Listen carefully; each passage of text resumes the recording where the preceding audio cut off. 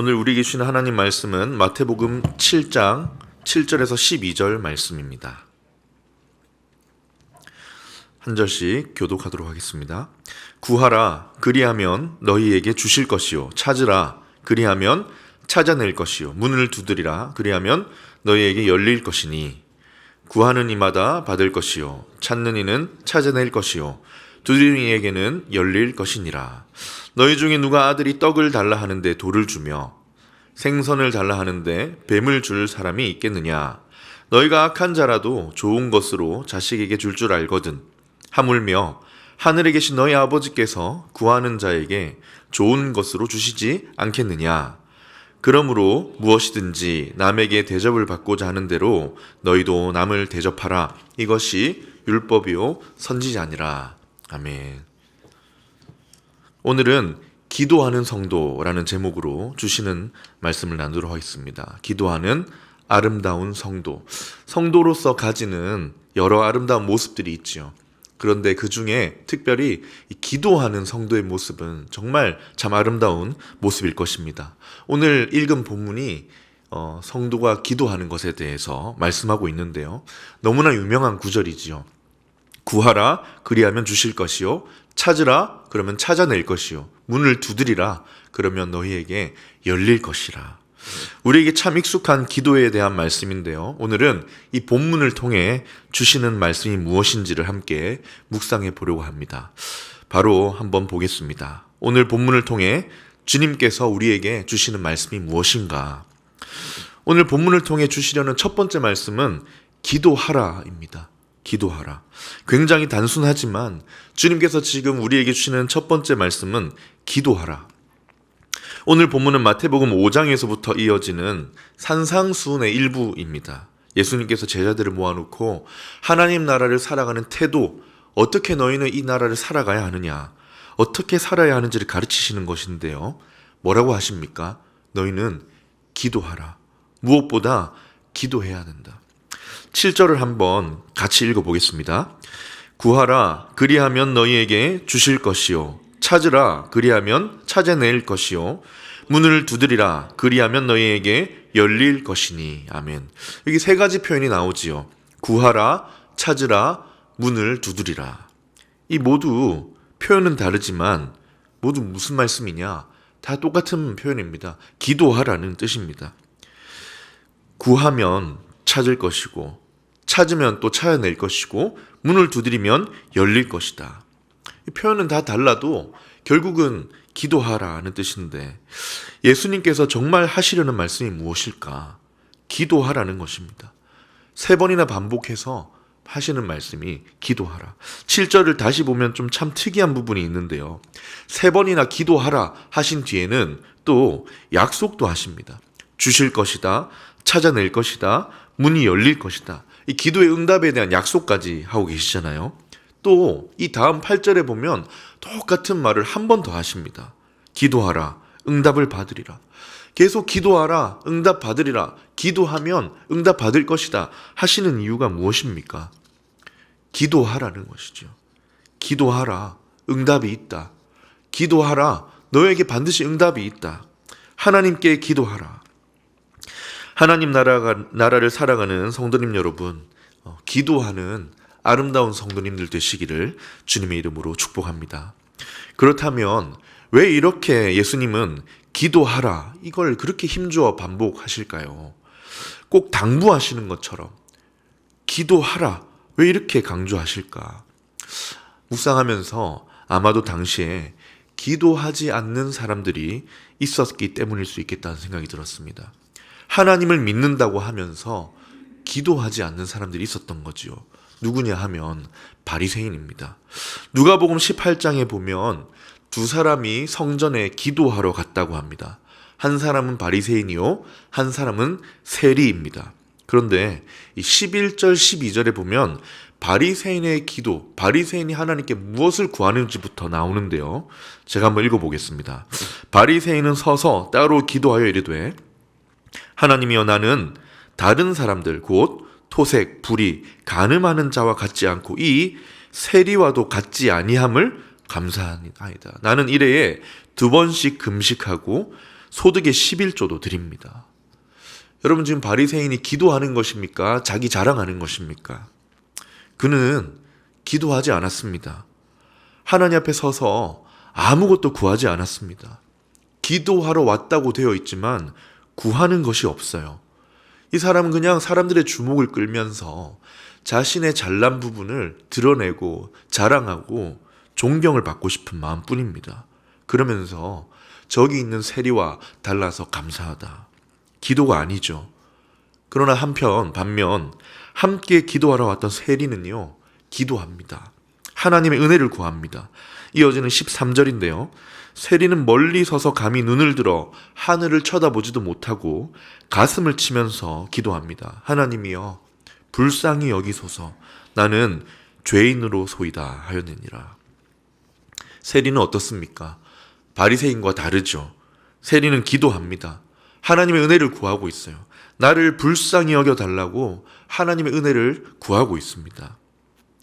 예수님 당시에 이렇게 하나님을 믿는다고 하면서 기도하지 않는 사람이 있었고, 주님을 따르는 제자라고 하면서 아직까지 기도가 익숙하지 않았던 사람들이 있었을 것입니다.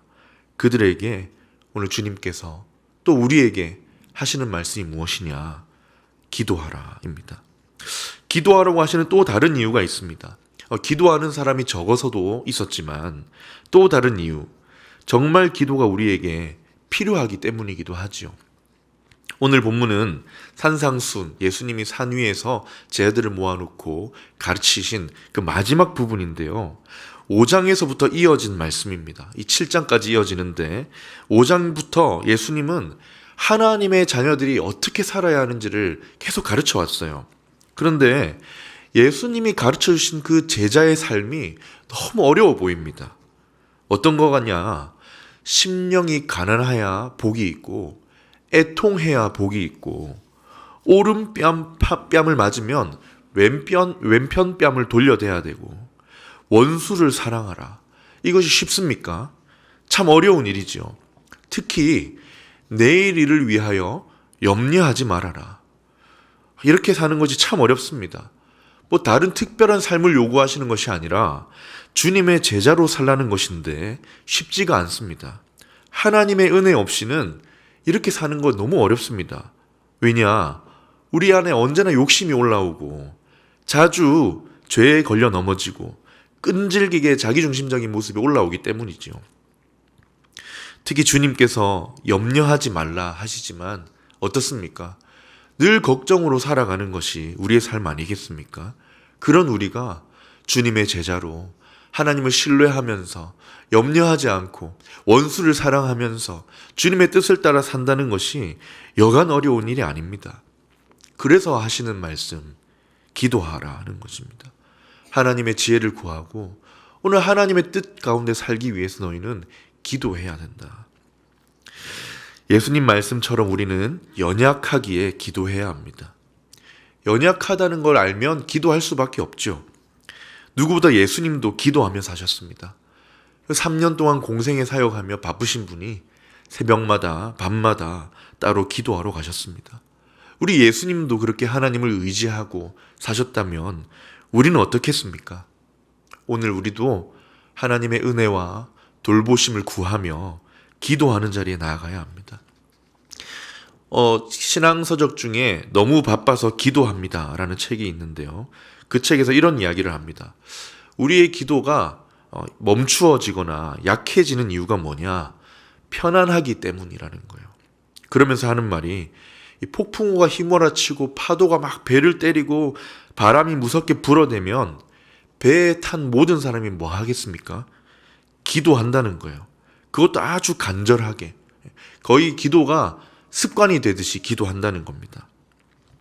건강이 좋지 않다는 말을 듣거나 삶의 어려운 순간을 마주하면 기도가 거의 일상이 되기까지 한다. 그런데 어떻습니까? 폭풍우가 지나가고 바다가 잠잠해지면서 기도해야 할 이유가 약해지면 우리의 기도도 식기 시작한다. 기도할 이유가 약해지기 시작하는 것이죠. 그러나 오늘 주님께서 우리에게 주시는 말씀이 무엇입니까? 어느 때에나 너희는 기도하라. 3번이나 강조하시면서 기도하라 하십니다. 바라기는 샘물의 성도님 여러분, 기도하시는 아름다운 성도 되시기를 주님의 이름으로 축원합니다.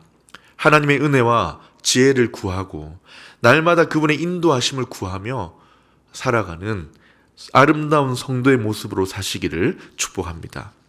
두 번째입니다. 본문을 통해 주시는 두 번째 말씀, 기대하며 기도하라입니다. 먼저는 기도하라고 했는데요. 조금 더 나아가서 기도할 때 기대하며 기도하라. 우리가 기도할 때 큰 기대 없이 기도는 해야겠으니 하는 그런 기도 말고 내 기도에 좋은 것으로 응답하실 하나님을 기대하며 기도하라고 하십니다. 여러분, 왜 기도할 때 기대해야 합니까? 내가 왜 기대할 수 있습니까? 내가 간절하게 기도했으니까 기대할 수 있을까요? 내가 끈질기게 오랫동안 기도했으니까 기대할 수 있을까요? 물론 그런 간절함과 끈질긴 기도도 좋지만 기대할 수 있는 이유는 우리에게 있지 않습니다. 하나님께 있는 것이죠. 9절에서 11절에 나오는데요. 우리 기도를 들으시는 분이 하나님이시고 그분이 좋은 아버지이시기 때문입니다. 함께 9절에서 11절 한번 읽어보겠습니다. 너희 중에 아들이 떡을 달라 하는데 돌을 주며 생선을 달라 하는데 뱀을 줄 사람이 있겠느냐? 너희가 악한 자라도 좋은 것으로 자식에게 줄 줄 알거든. 하물며 하늘에 계신 너희 아버지께서 구하는 자에게 좋은 것으로 주시지 않겠느냐? 기대하면서 기도해야 할 분명한 이유가 있지요. 좋으신 아버지 하나님이 우리의 기도를 듣고 계시기 때문입니다. 사랑하는 여러분, 예수님이 우리에게 기도하라 하실 때는 이유가 있습니다. 너무 좋으신 아버지 하나님이 듣고 계시기 때문입니다. 우리가 구하는 무엇이든 그 이상으로, 구하는 것보다 더 좋은 것으로, 더 지혜로우신 판단으로 우리에게 더 귀한 것으로 응답하실 것이기 때문입니다. 한번 생각해 볼 필요가 있지요. 우리는 기도할 때 어떻습니까? 하나님을 기대하며 기도하고 계십니까? 오늘 내 기도를 들으시고 하나님 보시기에 선하고 좋은 것으로 응답하실 것이다. 하나님 내 기도에 어떤 방식으로 더 좋게 응답하실까? 이런 기대하는 마음으로 기도하십니까? 내 머릿속에서 나오는 기도는 여기까지이지만 지혜가 무한하신 하나님께서 더욱 응답하실 것을 기대하며 기도하는가? 아니면 이렇게 기도하진 않으십니까? 경험상 응답이 좀 늦던데 지금 기도해봐야 늦게 응답해 주실 거라는 생각이 들지만 그래도 기도는 해야지. 때로 이런 생각이 들지는 않으십니까? 기도한다고 과연 될까? 하나님이 응답하실까? 그러면서도 불안한 마음에 믿져야 본전이라는 마음으로 기도하지는 않으시는지요? 물론 그런 마음으로라도 기도의 자리에 앉아있는 건 참 귀한 일이죠. 하지만 예수님이 오늘 우리에게 도전하십니다. 기대하면서 기도해라. 나의 간절함과 끈질김 때문이 아니라 좋으신 아버지께서 우리의 기도를 듣고 계시기 때문이다. 이 말씀을 묵상하면서 딱 떠오른 사람이 있는데요. 구약 성경에 나오는 요아스라는 왕입니다. 열왕기하 13장에 나오는데 이제 엘리사 선지자 아시죠? 엘리사 선지자가 병에 걸려서 죽어가고 있습니다. 사명이 다한 거죠. 이 엘리사 선지자는 북이스라엘에서 하나님의 뜻을 알려주고 외적으로부터 나라를 지키는 일을 도맡아왔던 선지자입니다. 그때 이스라엘의 왕이었던 요아스가 이제 엘리사가 죽어간다고 하니까 걱정이 돼서 찾아와서 웁니다. 위기를 느낀 거죠. 지금까지 북이스라엘을 엘리사 선지자가 있어서 하나님이 이렇게 지켜주셨는데 죽으면 어떡하나 싶은 겁니다. 그래서 엘리사가 뭐라고 하냐면 요아스에게 활과 화살을 가져오라고 하고 먼저 동쪽에 있는 창문을 열고 화살을 쏘라고 합니다. 그러면서 뭐라고 하느냐? 이는 하나님의 구원의 화살이다. 너가 쏜 화살은 하나님께 구원을 요청하는 화살이다. 그리고 또 요아스에게 화살을 한 뭉치 잡고 땅을 치라고 합니다. 이것도 하나님이 적군을 치시는 구원의 화살, 그 요청이지요. 그런데 이때 요아스가 3번을 치고 그친 거예요. 조금 건조하게 반신반의하면서 마지못해 쳤는지 모르겠습니다. 소극적으로 친 거예요. 그러자 엘리사가 화를 냅니다. 열왕기하 13장 19절인데요. 하나님의 사람이 노하여 이르되, 엘리사가 노하여 이르되 왕이 대여섯 번을 칠 것이니이다. 대여섯 번 쳤어야지요. 더 많이 쳤어야지요. 그러하였다면 왕이 아람을 진멸하기까지 하나님이 치게 하셨으리이다. 그러나 3번 쳤으니 왕이 아람을 3번만 치리이다 하니라. 이 상황이 기도하는 상황과는 다른 이야기일 수 있지만 하나님을 얼마나 기대하고 있느냐, 나에게 응답하시고 나를 구원하시고 나를 인도하실 하나님을 얼마나 기대하느냐, 기대하지 않느냐의 모습을 보여주는 것 같습니다. 요아스는 어땠습니까? 큰 기대가 없어 보이지 않습니까?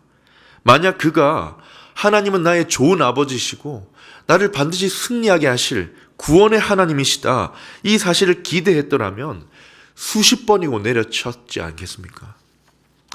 이 본문을 보면서 나는 기도할 때 정말 하나님을 기대하는가?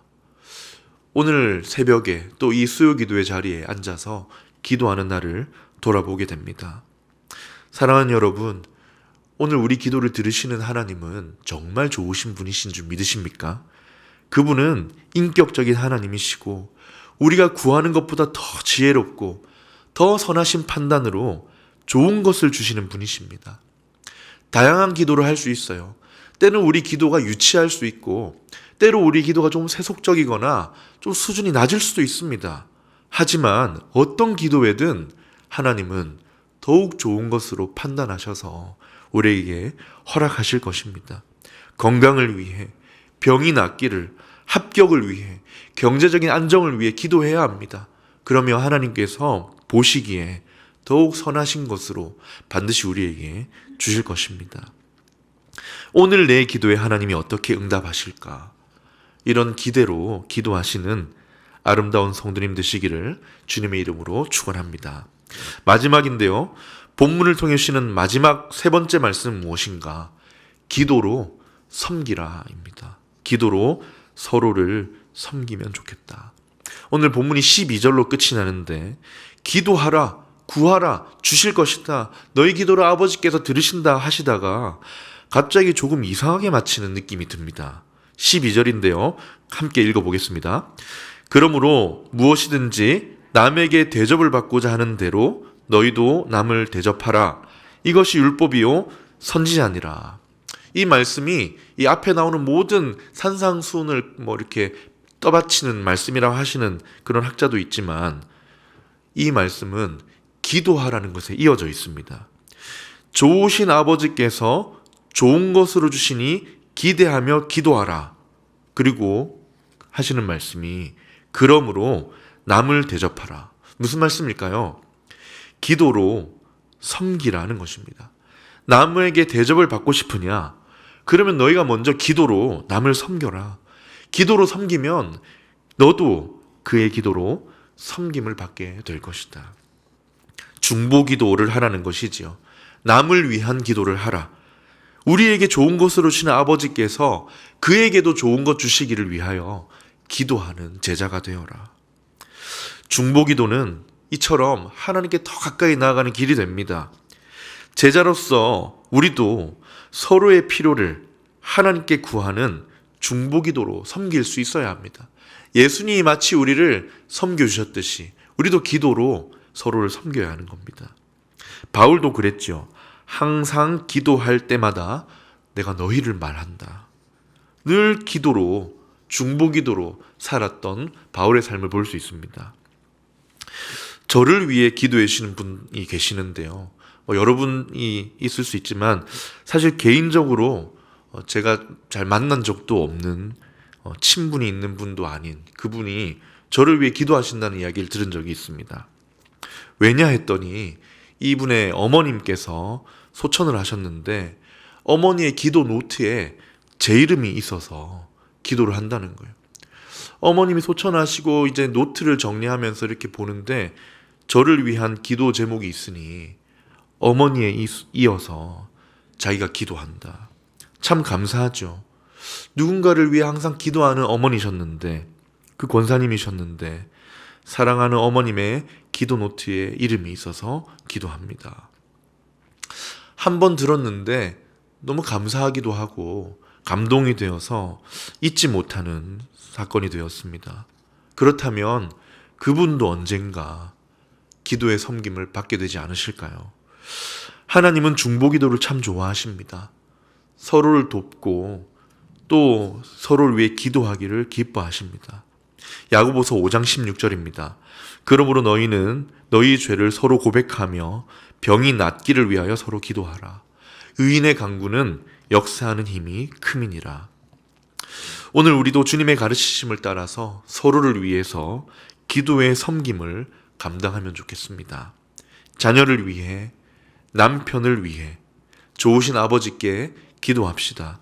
목장 식구들, 그리고 우리가 알고 있는 환우들, 정말 사랑하는 그 누군가를 위해서, 내게 맡겨주신 영혼을 위해서 기도로 섬기면 좋겠습니다. 그럴 때 주께서 기뻐하시는 아름다운 성도로 더욱 성장하게 될 줄 믿습니다. 말씀을 정리하겠습니다.